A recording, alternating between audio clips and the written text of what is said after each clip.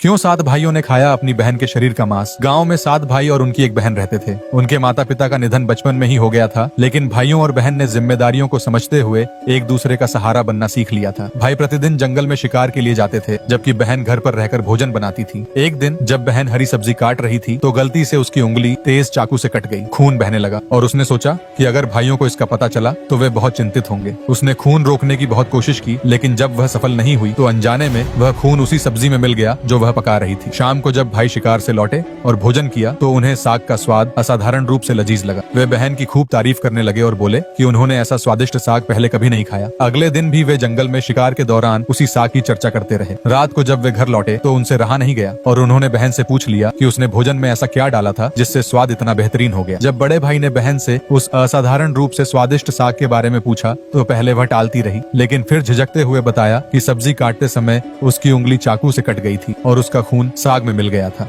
यह सुनते ही बड़े भाई के मन में एक भयानक विचार आया। वह तुरंत अपने बाकी 6 भाइयों के पास गया और बोला, अगर इसकी कुछ बूंदें ही खाने को इतना स्वादिष्ट बना सकती हैं, तो सोचो इसका मांस कितना लजीज होगा। उसके इस विचार से बाकी भाई भी सहमत हो गए। उन्होंने एक खतरनाक योजना बनाई। वे बहन को शादी का लालच देकर जंगल ले जाएंगे और फिर उसकी हत्या करके उसका मांस पकाकर खाएंगे। लेकिन सबसे छोटा भाई यह सब सुनकर बेचैन हो उठा। वह अपनी बहन को बचाना चाहता था, लेकिन अकेले 6 भाइयों के सामने उसकी कोई नहीं सुनने वाला था। वह असमंजस में था कि क्या करे। अगले दिन बड़े भाई ने मुस्कुराते हुए बहन से कहा, हमने तुम्हारे लिए एक अच्छा वर ढूंढा है, चलो तुम्हें उससे मिलवाने ले चलते हैं। यह सुनकर बहन बहुत खुश हो गई। शादी की बात से उत्साहित होकर वह तुरंत तैयार हो गई और अपने भाइयों के साथ जंगल की ओर चल पड़ी। रास्ते में लंबा सफर तय करने के बाद बहन थक गई। उसने भाइयों से पूछा, भैया मेरा ससुराल अभी और कितना दूर है? बड़े भाई ने मुस्कुराकर जवाब दिया, बस थोड़ी दूर और, फिर पहुंच जाएंगे। आखिरकार वे एक ऊंचे टीले पर पहुंच गए। वहां पहुंचते ही भाइयों ने अचानक बहन को पकड़ लिया और एक खंभे से बांध दिया। अब बहन को समझ आ गया कि वे उसकी हत्या करने वाले हैं। डर और बेबसी से उसकी आंखों से आंसू बहने लगे। वह रोते हुए भगवान को पुकारने लगी। बड़ा भाई सबसे पहले धनुष उठाकर तीर चलाने को तैयार हुआ, लेकिन तभी बहन बोली,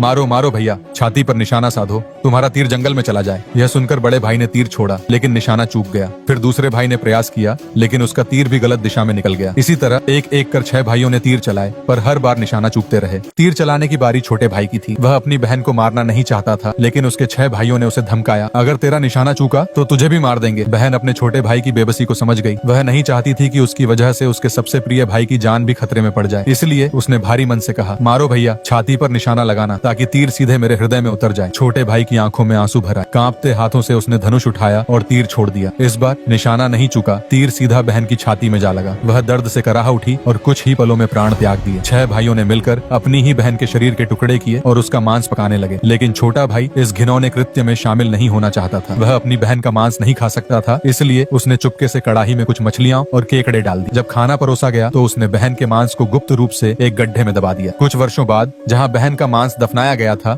वहां एक बांस का पौधा उगाया। समय के साथ वह पौधा बढ़ते बढ़ते घने बांसों के झुंड में बदल गया। कई साल बीत गए। एक दिन एक महात्मा उस रास्ते से गुजरे। उनकी नजर उस बांस के झुरमुट पर पड़ी और उन्होंने महसूस किया कि यह कोई साधारण बांस नहीं था। इसमें एक अनोखी दिव्य ऊर्जा महसूस हो रही थी जो बाकी बांसों से अलग थी। महात्मा ने सोचा, क्यों न इस बांस से एक बांसुरी बना ली जाए, मैं इसे बजाकर गांव गांव जाकर भिक्षा मांग सकूंगा। यह सोचकर उन्होंने बांस की एक टहनी काटी और उससे एक सुंदर बांसुरी बना ली। फिर भिक्षा मांगने के लिए एक गांव की ओर निकल पड़े। नसीब का खेल देखिए, महात्मा उसी गांव में पहुंच गए जहां 7 भाई रहते थे। इस समय तक 6 भाइयों की शादी हो चुकी थी, जबकि 7वां भाई कुंवारा था। जब वे सबसे बड़े भाई के घर के दरवाजे पर पहुंचे तो बांसुरी बजाते हुए भिक्षा मांगने लगे। जैसे ही बांसुरी बजी, उसमें से एक अजीब और गरीब आवाज निकलने लगी, यही है सबसे बड़ा गुनहगार, इसी ने बहन का किया शिकार, बड़े भाई के घर मत बजाओ। इसने प्रेम ममता सब ठुकराया। यह सुनते ही बड़े भाई के रोंगटे खड़े हो गए। बांसुरी से आती इस अजीब आवाज को सुनकर महात्मा चौंक गए, लेकिन सबसे ज्यादा हैरानी बड़े भाई को हुई, क्योंकि वह तुरंत पहचान गया कि यह आवाज उसकी उस बहन की है जिसे उन्होंने 7 भाइयों ने मिलकर जंगल में मार डाला था। बड़े भाई को डर था कि कहीं उसकी सच्चाई सबके सामने उजागर न हो जाए। उसने महात्मा से कहा, आप आगे बढ़ जाइए, यहाँ भिक्षा मांगना व्यर्थ है। इसके बाद जब जब महात्मा दूसरे भाइयों के घर भिक्षा मांगने गए, बांसुरी से वही सच्चाई भरी आवाज निकलती जो उनके मन में डर भर देती। भाइयों को डर सताने लगा कि उनकी घिनौनी करतूत कहीं सबके सामने न आ जाए। इस भय से उन्होंने महात्मा को गांव से भगा दिया। लेकिन जब महात्मा सबसे छोटे भाई के घर पहुंचे और बांसुरी बजाई तो उसमें से मधुर स्वर गूंज उठा, बजाओ रे बांसुरी, सबसे छोटे भाई के घर जिसने मन की बात छुपाई, युगों से रखा सहेज कर। इस मधुर धुन को सुनते ही छोटा भाई भावुक हो उठा। उसके दिल में एक अजीब सी हलचल हुई, मानो कोई भूली बिसरी यादें जाग उठी हों। उसने महात्मा से निवेदन किया, महात्मा जी कृपया यह बांसुरी मुझे दे दीजिए, मुझे लगता है कि इसमें मेरी कोई पुरानी यादें समाई हैं। महात्मा ने उसकी भावनाओं को समझते हुए बांसुरी उसे सौंप दी। छोटा भाई बांसुरी को घर ले आया और उसे एक साफ स्थान पर रखकर धूप दीप जलाकर उसकी पूजा की। वह उस बांसुरी को श्रद्धा से देखने लगा, मानो वह अपने खोए हुए अतीत को उसमें तलाश रहा हो। कुछ दिनों के बाद उसे अपने घर में एक अजीब आहट महसूस हुई, मानो कोई उसके साथ उस घर में रह रहा हो। जब वह घर पर नहीं होता तो उसके घर की सफाई हो जाती, वस्त्र सही ढंग से तह लगाए रहते और दीपक भी प्रज्वलित रहता। यह देखकर वह चकित रह गया। आखिरकार उसने यह जानने का निश्चय किया कि यह रहस्यमयी काम कौन करता है। एक दिन वह चुपचाप घर के एक कोने में छिप गया इस बारे में पता लगाने के लिए। तभी उसकी आंखों के सामने चौंकाने वाला दृश्य आया। बांसुरी से उसकी बहन की आत्मा बाहर निकलती, घर की सफाई करती, कपड़े को तह लगाती, दीपक जलाती और फिर वापस बांसुरी में समा जाती। यह देखकर छोटा भाई स्तब्ध रह गया। अगले दिन उसने अपनी बड़ी भाभी से इस रहस्य को साझा किया। छोटे भाई ने अपनी भाभी को बताया, भाभी, जब मैं घर पर नहीं होता तो बांसुरी से मेरी छोटी बहन की आत्मा निकलती है। वह सारा कामकाज करती है और फिर वापस उसी बांसुरी में समा जाती है। यह सुनकर भाभी भी हैरान रह गईं। उन्होंने गंभीरता से कहा, जब अगली बार तुम्हारी बहन की आत्मा बांसुरी से बाहर आए तो तुरंत बांसुरी को अग्नि में डाल देना और उस पर गंगा जल का छिड़काव करना। लेकिन ध्यान रहे कि तुम्हारे भाइयों को इस बारे में जरा भी भनक न लगे। और यह सब बातें सबसे बड़ा भाई बाहर खड़े होकर सुन रहा था। वह तुरंत अपने बाकी 5 भाइयों के पास गया और उन्हें सब बातें बता दी। सभी भाई डर गए कि जो नीच हरकत उन्होंने कई वर्षों पहले की थी वह कहीं सभी गांव वालों के सामने न आ जाए। सभी ने मिलकर एक षड्यंत्र रचा और चालाकी से जब छोटा भाई बांसुरी को जलाने के लिए जंगल में लकड़ी लेने जा रहा था तभी उसे वहां कैद कर लिया और उसके घर जाकर बांसुरी चुरा ली। और सभी भाइयों ने बांसुरी को तोड़कर नदी में फेंकने का सोचा। तभी वहीं संत प्रकट हो गए जिन्होंने छोटे भाई को बांसुरी दी थी। भाइयों और संत के बीच कहासुनी इतनी बढ़ गई कि उन्होंने संत को पानी में फेंक दिया। इसी बीच मौका पाते ही छोटे भाई ने बांसुरी चुरा ली और भागते हुए अपनी भाभी के पास गया और वहां पहुंचते ही आग जलाकर बांसुरी को आग में रख दिया और ऊपर से गंगा जल का छिड़काव कर दिया। जैसे ही बांसुरी में गंगा जल पड़ा उसमें से एक तेज रोशनी बाहर आने लगी और देखते ही देखते उसकी बहन की आत्मा पूरी तरीके से बांसुरी के बाहर आ गई और जीवित हो गई। अपनी बहन को इतने सालों मृत लड़की कैसे फिर से जीवित हो सकती है? जब गांव के लोग इकट्ठा हुए तो छोटे भाई ने खुद सभी के सामने आकर पूरी सच्चाई बयां की। उसने भारी मन से कहा, मेरे 6 भाइयों ने अपनी स्वाद की लालसा में आकर मेरी मासूम बहन की बेरहमी से हत्या कर दी थी। उन्होंने उसे जंगल में ले जाकर पहले धोखे से बंधक बनाया और फिर उस पर वार करने की योजना बनाई। जब उनका निशाना चूकने लगा तो उन्होंने मुझे मजबूर किया कि मैं अपनी ही बहन पर तीर चलाऊं। चाहकर भी मैं उनकी बातों का विरोध नहीं कर सका और आखिरकार अपनी बहन के सीने में तीर मार दिया। इतना ही नहीं, मेरे भाइयों ने उसके शव को टुकड़ों में काटा और उसका मांस पकाकर खा लिया। मैं इस अपराध में शामिल नहीं था, लेकिन मजबूरी में मैं भी उस भयावह घटना का गवाह बना। जैसे ही छोटे भाई ने गांव वालों को पूरी सच्चाई बताई उनके रोंगटे खड़े हो गए। उनके दिलों में आक्रोश की ज्वाला फूट पड़ी। उन्होंने कहा, ऐसे लोगों को जीने की नजरों से देख रहे थे। पहले तो उन्हें मामला कुछ समझ नहीं आया, लेकिन जैसे ही उन्होंने अपने छोटे भाई को अपनी बहन के साथ गांव के बाजार में देखा वह आश्चर्यचकित हो गए और डर के मारे कांपने लगे और उन्हें मामला समझते देर न लगी। उन्हें पता चल गया कि छोटे भाई ने गांव वालों को पूरी घटना बता दी है और वह सब अब मिलकर उन्हें बीच चौराहे में पेड़ के साथ बांधकर जलाकर खाक कर देंगे। सभी भाइयों ने सोचा कि वह जंगल की ओर भागकर अपनी जान बचाएंगे और बचा हुआ जीवन जंगल में ही बिताएंगे। इतना सोच वह घर पहुंच अपना सारा सामान बांधने लग गए। लेकिन उनके घर के बाहर खड़ा एक गांव वाला सब देख रहा था। वह जल्दी से बाकी लोगों के पास गया और सब कुछ बता दिया। सभी लोग मशाल, लाठी, रस्सी आदि लेकर भाइयों के घर गए और उनके घर को घेर कर सभी भाइयों को बंदी बनाकर घसीटते हुए गांव के चौक में ले जाकर एक पेड़, आप सब इन्हें गांव से निकाल दीजिए और जंगल में रहने के लिए छोड़ दीजिए और कोई भी इन्हें संपर्क न करे, यही इनकी सजा रहे। इतना कहने पर गांव वालों ने 6 भाइयों को जंगल में छोड़ दिया। 6 भाई जंगल में रात दिन भटकते रहे। घूमते घूमते एक दिन वह उसी बांस के पेड़ के पास पहुंचे जहां उनकी बहन का मांस दफनाया गया था। वह उसी पेड़ के पास रहने लग गए। उन्होंने उसी बांस के पेड़ से रहने के लिए तंबू बनाया